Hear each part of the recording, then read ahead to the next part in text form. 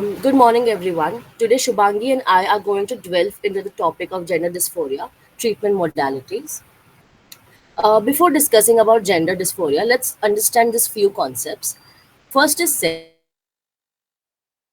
are biological indicators of male and female, understood in the context of reproductive capacity, such as chromosomes, reproductive organs, and sex hormones. Next is gender. It is a social and cultural construct roles.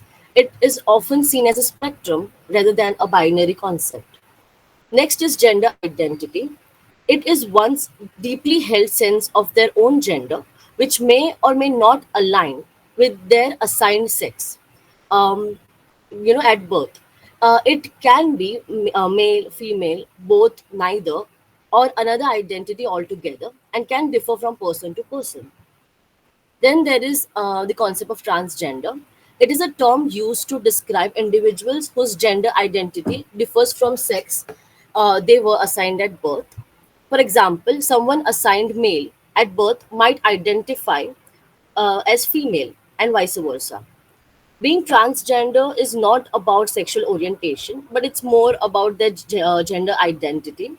uh, they maybe identify themselves as heterosexual, gay, lesbian, bisexual, or any other sexual orientation.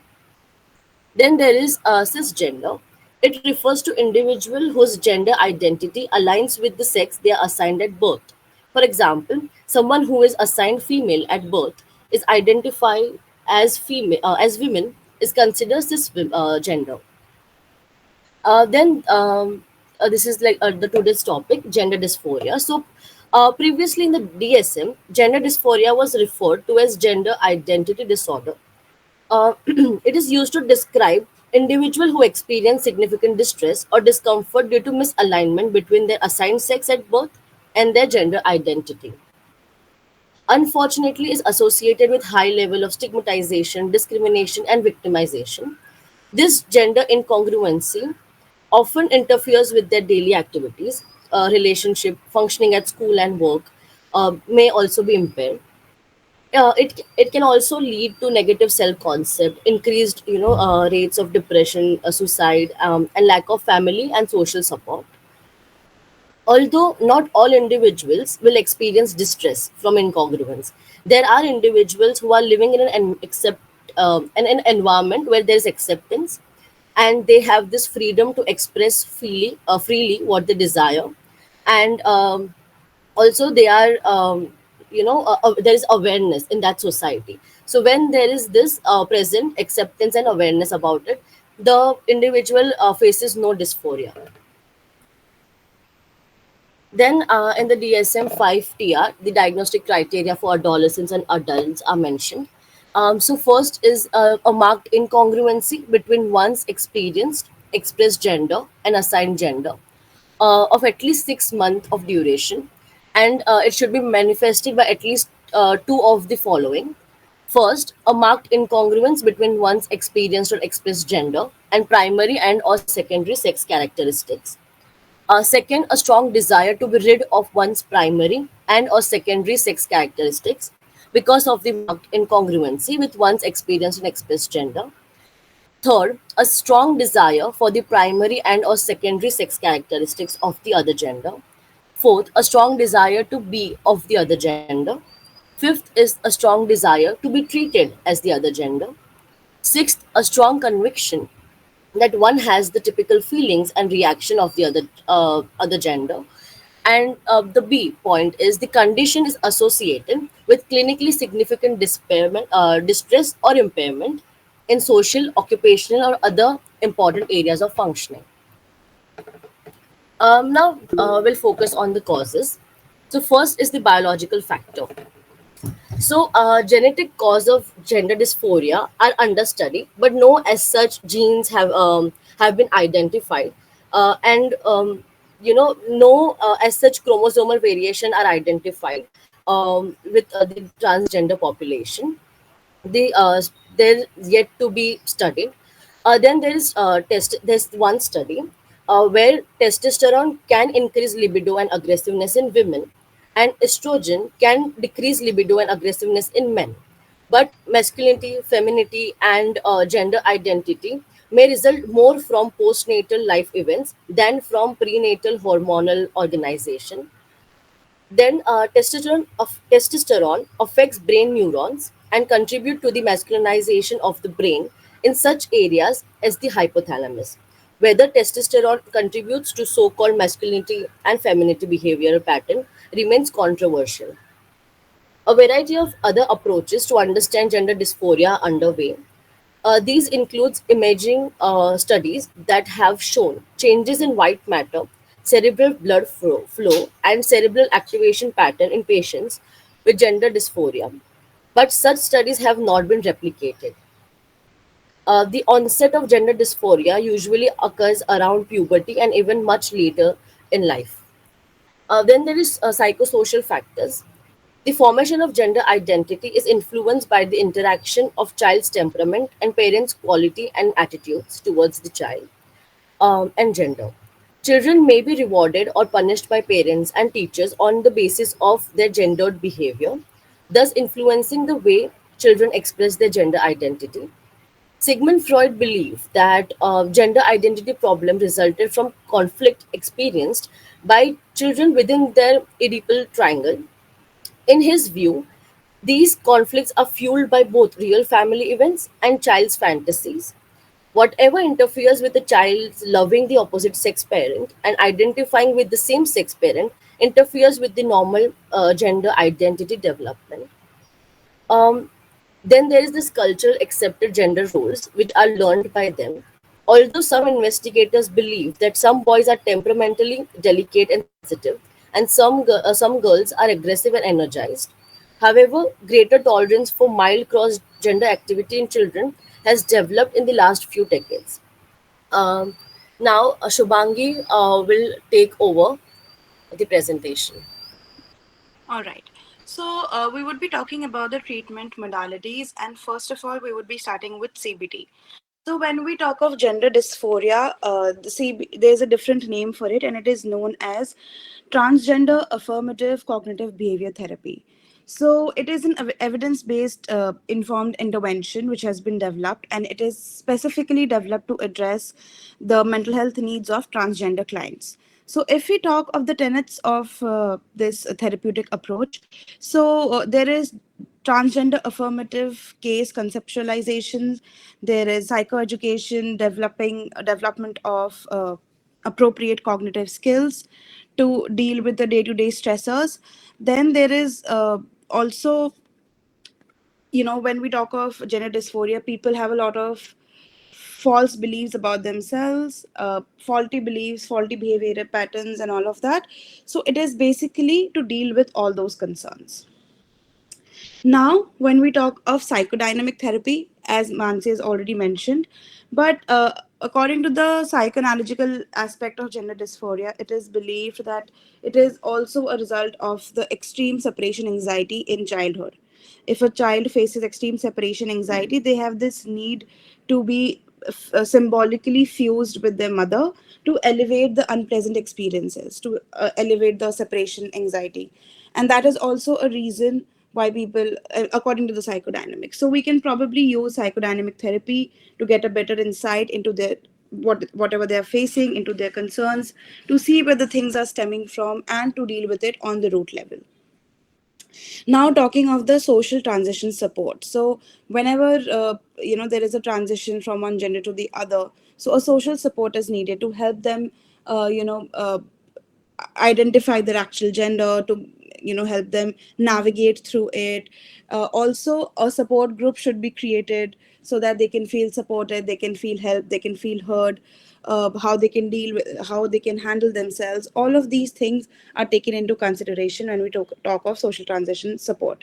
It also involves guiding and supporting in navigating the social changes that they are going to face, such as the name change, the pronoun usages, coming out to friends, family, colleagues, accessing resources in educational and workplaces. All these things are included in this aspect of therapy.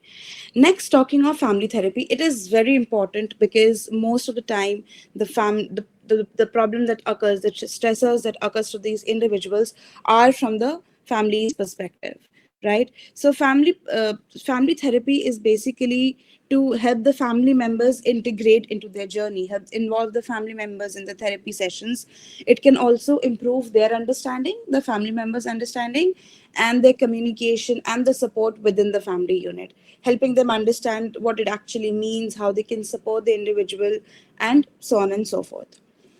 Can we move to the next slide? Then we would be talking of art therapy. So art therapy is very useful with these kind of cases. The reason being that art uses creative expressions to explore and process feelings related to gender identity. Sometimes people who would come to you might not be very comfortable talking because it is still considered as a very shameful and topic, and there is a lot of taboo uh, around this topic. So we can use art therapy, they can use their creative outlet, creative ways to process their information, and at the same time to express their emotions on the basis of the gender identity confusion. Now, when we talk of body based therapy, it is usually known by a lot of names such as movement therapy or dance therapy. But what it actually means is using your body parts to soothe yourself and establish a mind body connection. So it uses dance, yoga, somatic experiences, all of these things, so that, because with these people, there is a disconnect between their body and their feelings. So it helps to build that connection, it helps to build that mindfulness, that mind body connection, and it helps, like, it is like fosters healing, fosters and a congruency between their feelings and their body. Now next is acceptance and commitment therapy. So it is basically emphasizing on mindfulness, act emphasize on mindfulness and acceptance of difficult thoughts and feelings. So this particularly would encourage the individuals to commit actions aligned with their values, even if they feel discomfort, even if it feels discomforting, even if they're not comfortable around it. But through this particular therapeutic modality, it can help them to follow and focus and commit actions that are aligned with their values and belief system. Sometimes they even, if a man wants to dress like a woman, they try to suppress it, they try to not follow it, and then there is a conflict between their real self and the ideal self. So through this we can help them with the acceptance aspect and following their values and belief system. Other than that, there is one more point which should be included is group therapy.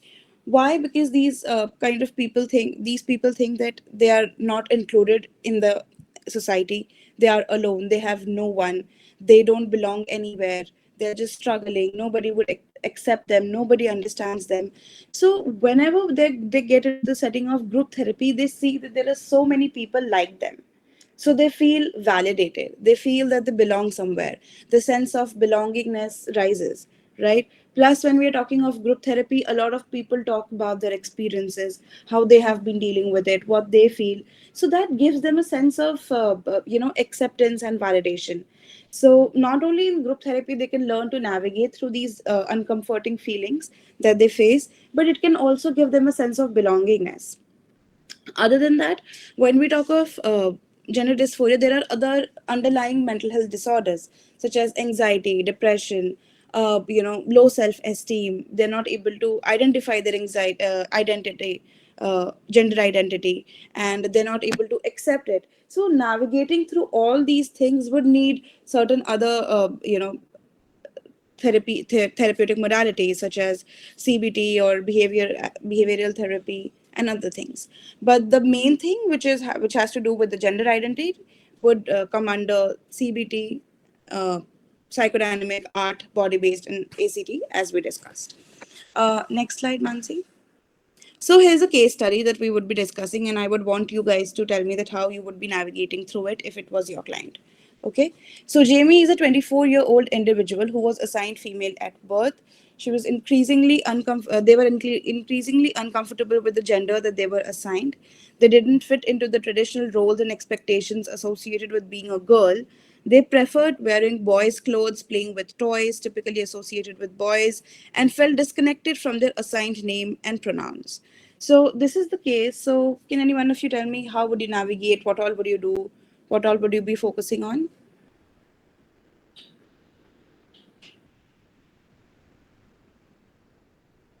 Anybody?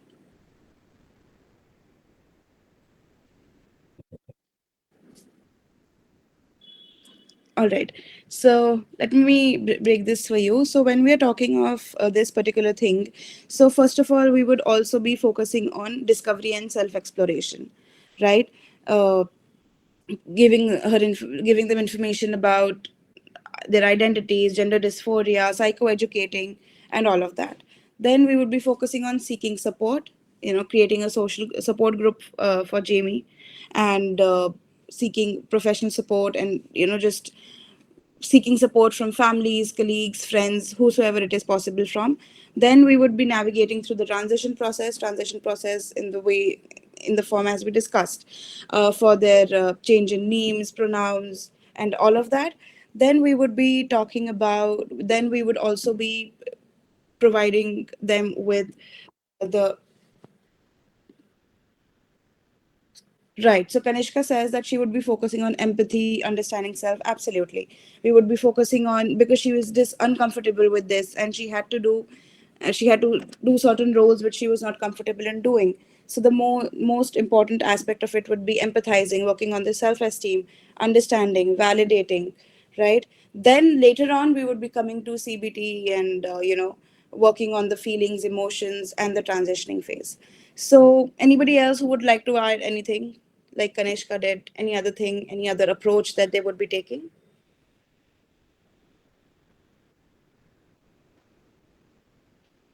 All right. Next slide. I think Mansi has a quiz for us. Okay. So here's a quiz. So, which of the following individuals is likely experiencing gender dysphoria? A. Sarah, who has always identified as a girl and feels uncomfortable with her female body. B. Max, who was assigned female at birth but has consistently identified as male since childhood, feeling distressed by his female body. C. Emma, who's a tomboy and prefers activities typically associated with boys but feels comfortable with her female body.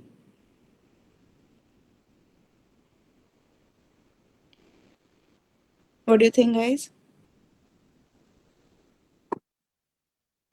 Right. It's B. Right. Okay. Next is, which of the following is an example of a treatment option for gender dysphoria? Acceptance and commitment therapy, cognitive behavior therapy, meditation and relaxation techniques, all of the above.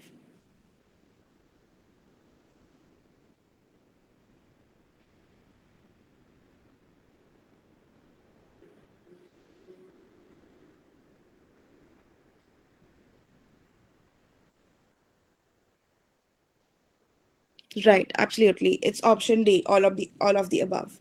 Now, last but not the least, we have a true or false. Gender dysphoria always manifests in childhood and remains constant throughout a person's life.